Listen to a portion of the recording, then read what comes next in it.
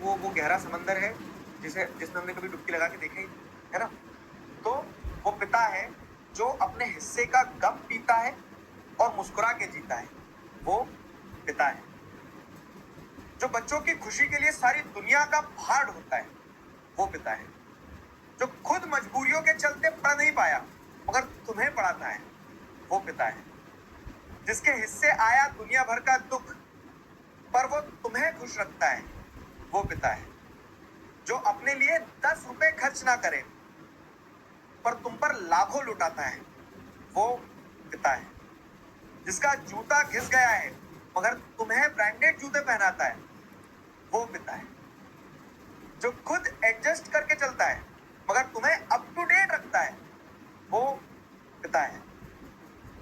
जिसने बस इतना कहा, तुम पढ़ो बाकी सब मुझ पर छोड़ दो, वो पिता है। जिसकी हर एक बात में गहरा मतलब होता है, वो पिता है। वो शख्स जो बेटी के विदा होने पर कमरे में चुपचाप रोता है, वो पिता है। जो बेटे के परदेश जाने पर अपने आंसू छिपाता है, वो पिता है। वो शख्स जो बेटी के विदा होने पर कमरे में चुपचाप रोता है, वो पिता है। जो बेटे के परदेश जाने पर अपने आंसू छिपाता है, वो पिता है। जो बच्चों की ऊंची आवाज पर अपनी आवाज दबा लेता है, वो पिता है। जिसके मन का गम कोई समझ नहीं पाता, वो पिता है। जो ताउम्र दूसरों के लिए कमाता है, वो पिता है।